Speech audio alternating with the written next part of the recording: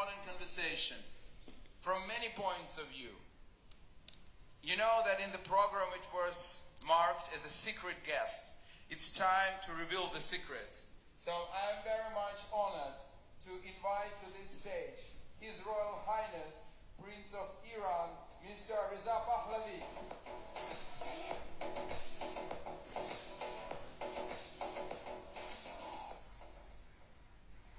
Thank you very much. Your Excellencies, distinguished guests, colleagues, and friends. There is something fitting about delivering this remarks here in Odessa, a city that has looked into the face of foreign aggression and refused to blink. A city that knows what it means to defend not just territory, but liberty. I stand before you with the deepest admiration for the Ukrainian people, and with a kinship that is not just diplomatic. It is forged in a shared understanding of what it costs to resist those who believe that might supersedes the will of a free people. I come to you at a moment of great consequences. Iran has endured a year of fire. More than 40,000 of my compatriots were slaughtered in the dark. Unarmed men and women who took to the streets in January, demanding nothing more than the right to choose their own future. They were met with bullets, with mass arrests, with an internet blackout designed to ensure the world would not see what was being done to them. My country has been struck from every direction, by the regime from within, and by the consequences of the regime's own recklessness from without. And yet, the Islamic Republic still stands. Some in this room may interpret that as a sign of the regime's resilience. I am here to tell you it is not. It is a sign of the world's failure to draw the right conclusions from what it is watching. It is a sign that the free world has not yet understood what it is truly fighting, or what it stands to gain from that fight, when that fight is won. That is what I have come to Odessa to say. Let me begin what you should by now be beyond dispute. The drones darkening the skies of Ukrainian cities are built by the same factories, funded by the same regime that deployed drone surveillance over Tehran's streets to hunt down protesters in the dark. They fed coordinates to snipers and arrest squads operating under an internet blackout they themselves imposed. The same drones have been deployed to arm regime proxies across the Middle East. The Shahed drone does not distinguish between a residential block in Kharkiv, a protest square in Tehran, or commercial offices in Dubai. It serves the same masters and advances the same agenda: the destruction of any sovereign people's right to determine their own future. Tehran and Moscow are not merely alike. They are not merely convenient partners of the moment. They are co-architects of chaos. A doctrine that the rules-based international order is a Western imposition to be dismantled, that borders are suggestions, that sovereignty belongs to the powerful, no matter how wicked, and not to the people, no matter how righteous. That democracies are inherently weak and can be made to yield. This is not a new axis.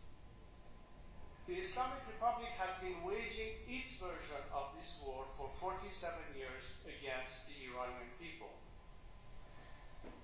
First against them, then against its neighbors, then against any order that constrained it.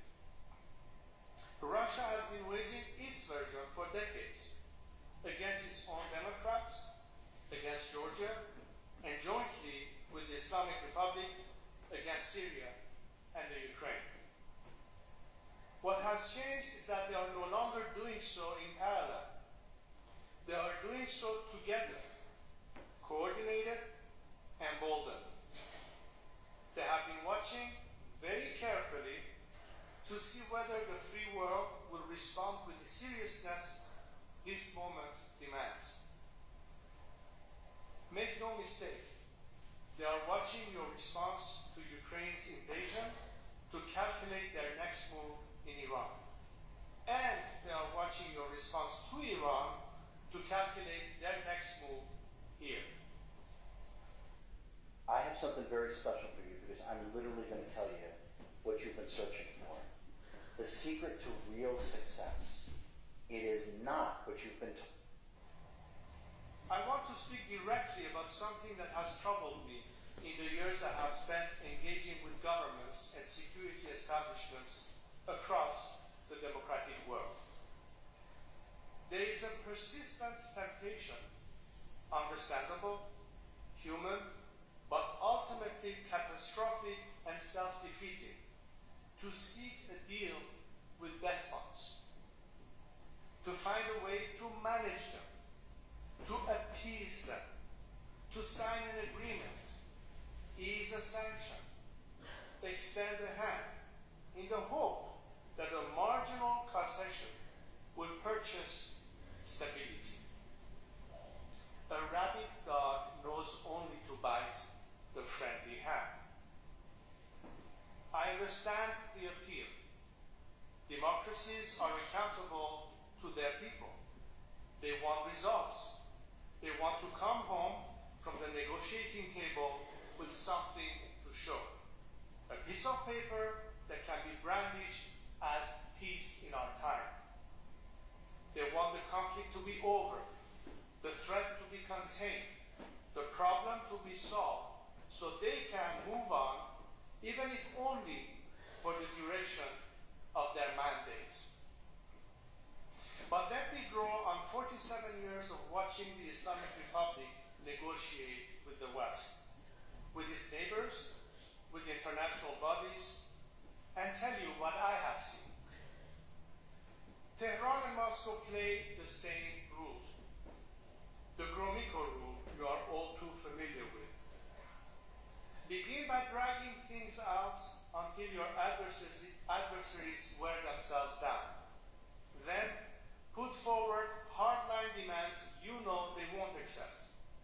Next, hold them responsible for the deadlock. And finally, use the delay to consolidate and improve your position on the ground. Every agreement has bought time for the regime, not for the people, and not for the free world. Every sanction relief has funded not schools or hospitals, but the Revolutionary Guard, proxy armies, and the drone factories whose products now circle the city. Every handshake extended to its representatives was a photo op the regime used at home to prove that the world accepted it, and used abroad to prove the other rogue actors that patience and persistence in the face of international pressure yields dividends. The Iranian people who have suffered under this calculation for nearly 5 decades have a message for you. They paid the price for every deal the world made with their oppressors. They ask that you not make them pay for the next one.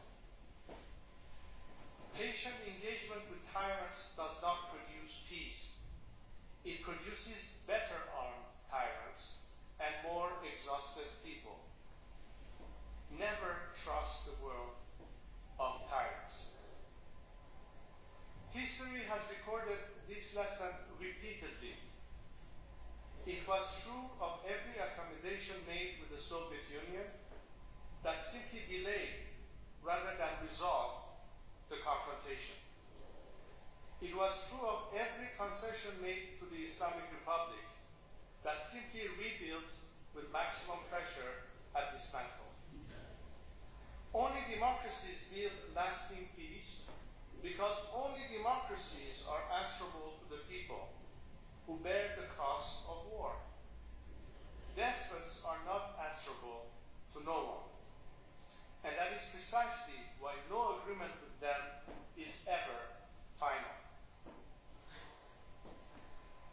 I want to say something now that I believe this forum is uniquely positioned to hear. A free and democratic Iran is not merely an Iranian interest. It is one of the most consequential strategic opportunities available to the free world in this generation. Consider what changes the day the Islamic Republic falls. The principal financier and arms supplier of Hamas, of Hezbollah, of the Houthis, of the militias destabilizing Iraq and Syria is gone. The regime that has supplied Russia with the drones currently threatening this city is gone. The military nuclear program developed for coercion is terminated. The engine of Islamic extremism that has spent nearly 5 decades exporting instability across 3 continents is dismantled. The Strait of Hormuz is not used to hold the world economy hostage, but to facilitate international commerce and cooperation. And in its place, a nation of 90 million people, educated, entrepreneurial, historically moderate, and geopolitically significant, rejoins the community of nations. Iran sits at the intersection of the Caspian, the Persian Gulf, and Central Asia. A democratic Iran anchored in the free world does not merely remove a threat. It creates a peace dividend of historic proportions for Europe, for the Black Sea region, for the Middle East, and the rest of the world. Ukraine and Iran are fighting different battles on different soils, but we are fighting the same war.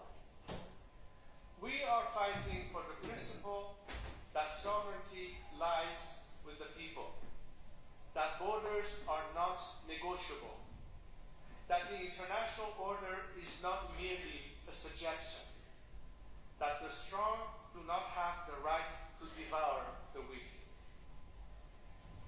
A democratic Ukraine that endures is a beacon for every people subject to foreign aggression. A democratic Iran that rises is a beacon for every people living under theocratic oppression.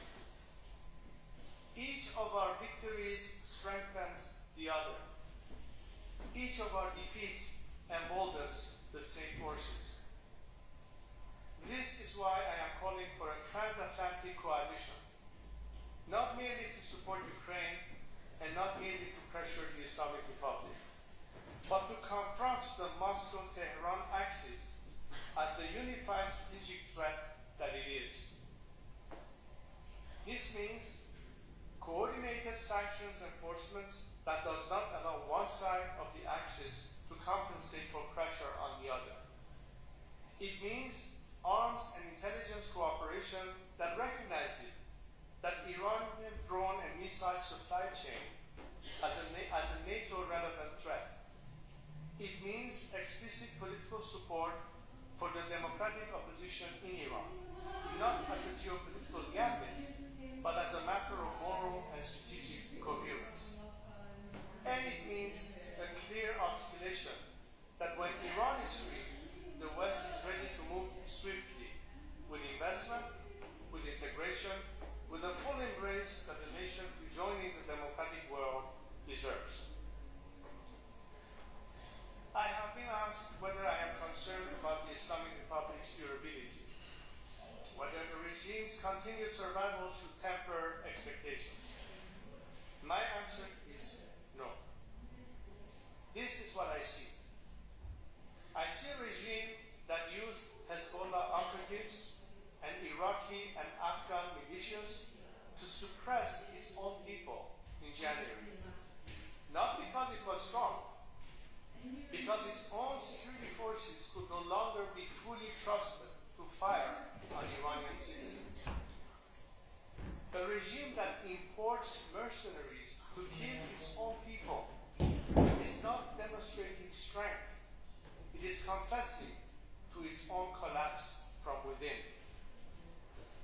I see a military and intelligent establishment whose outer defenses were exposed and degraded.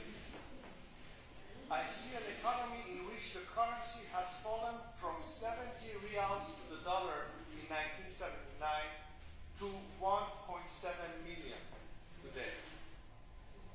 I see a generation of young Iranians, the most educated, the most connected, the most freedom-oriented generation in the country's modern history, who have decided with their lives that this regime has no future.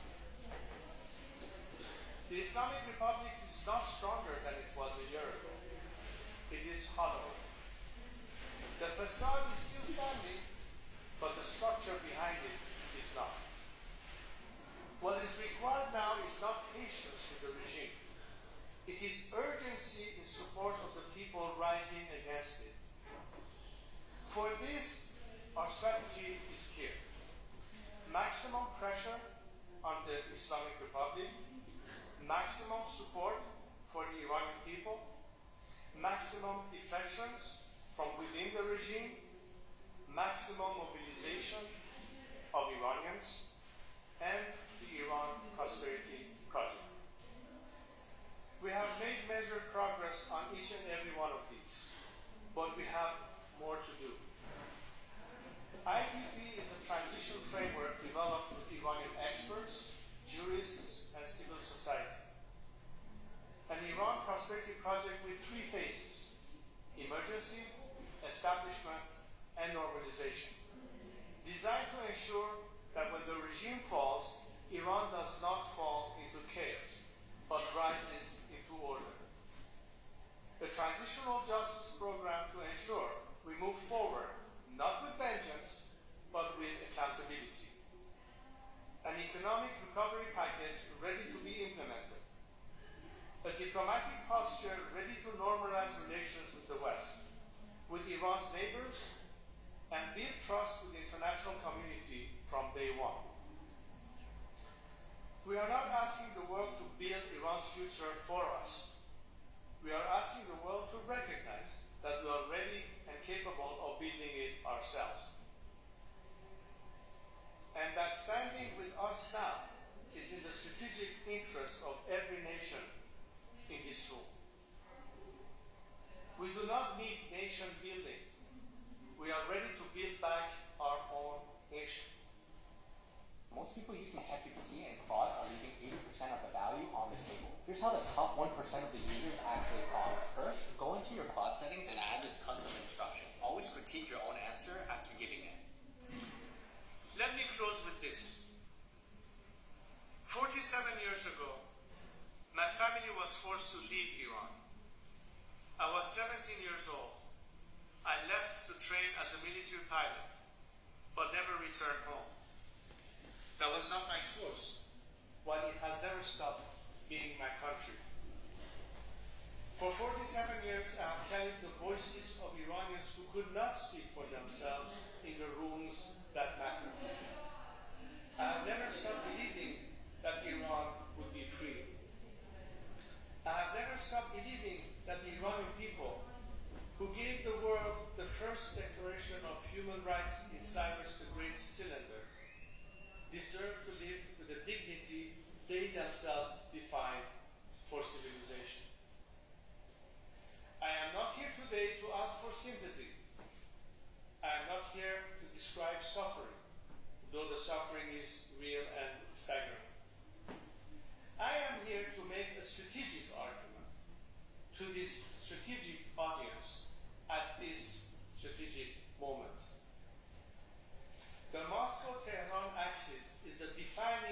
adversarial alignment of our era. It must be confronted as such, with the same coherence, the same resolve, and the same transatlantic solidarity that defined the West's finest hour. Ukraine has held the line at enormous cost. Iran is paying an enormous price to break free. The free world has moral, strategic, and historical reason to stand with both. Do not negotiate with the axis of chaos. Confront it. Do not manage the Islamic Republic. End it. Do not wait for a better moment. This is the moment. I'm not waiting. The people of Iran are not waiting.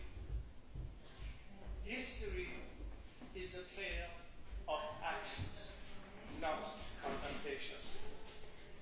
We are doing our part. Join us. Slava Ukraini, Payande Iran. We are doing our part, you do yours. Okay. این هم از ورزش امروزمون بود که انجام دادم. من اصرار دارم و حتما همیشه ورزشم رو لایو انجام میدم که شما ببینید که دارم انجام میدم. مهم اینه که وقتی که به چیزی اعتقاد داریم اون کار رو انجام بدیم. انجام دادن یک کار و در اون مسیر تلاش کردن مهمه. اینکه ما چجوری به سلامتیمون برسیم بخشی از شعور ماست و هرچی ما سالمتر باشیم هم برای خودمون بهتره، هم برای جامعه‌ای که توش زندگی میکنیم و ما باید این حفظ سلامتی رو پرورش بدیم برای اینکه باید که بریم و ایران رو بسازیم. سپاس از بودنتون و اینکه باید خیلی کار کنیم، خیلی کار داریم که بکنیم، خیلی کارهای زیادی داریم که باید انجام بشه.